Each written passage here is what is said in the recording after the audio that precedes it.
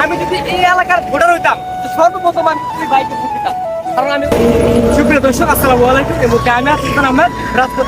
দর্শক দেখতে পাচ্ছি এই মুহূর্তে আমি যেখানে দেখতে পাচ্ছি উনি একজন আরিফুল ইসলাম সরকার, আসলে মানা ইউনিয়নের একজন চেয়ারম্যান পদপ্রার্থী। আসলে ওই ব্যক্তি হিসাবে একজন ভালো ব্যক্তি, আমি তাকে অনেক কিছু চিনি। আমি এই এলাকায় থাকি, আসলে আমার বাড়ি এই এলাকা, ওই ব্যক্তি সম্পর্কে আমি জানি।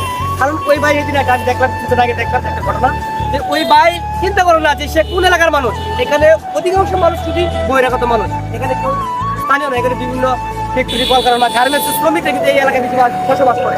তো যে কোনো একটা কাজের জন্য, যে কোনো একটা বিচারের জন্য, যে কোনো একটা সালিশের জন্য ওই ভাইয়ের কাছে গেলে আসলে এই ভাই একবার ন্যায়ের সাথে একটা বিচার, একটা সমাধান দিয়ে থাকে। আসলে ব্যক্তি হিসেবে খুবই ভালো।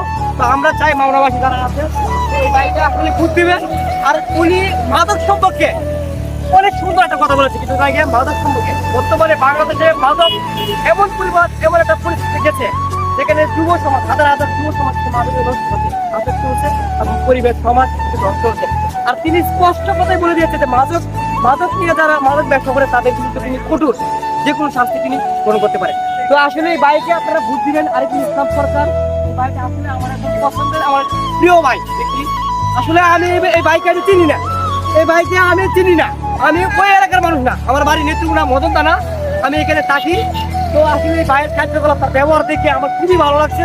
তো আপনাদের সকলের কাছে মাওনাবাসী যারা আছে সকলের দৃষ্টি আকর্ষণ করতেছি, এই ভাইকে আপনারা একটা সুযোগ দেন, তাকে জয়যুক্ত করে মাওনাবাসী সেবা করার জন্য তাকে সাহায্য করেন।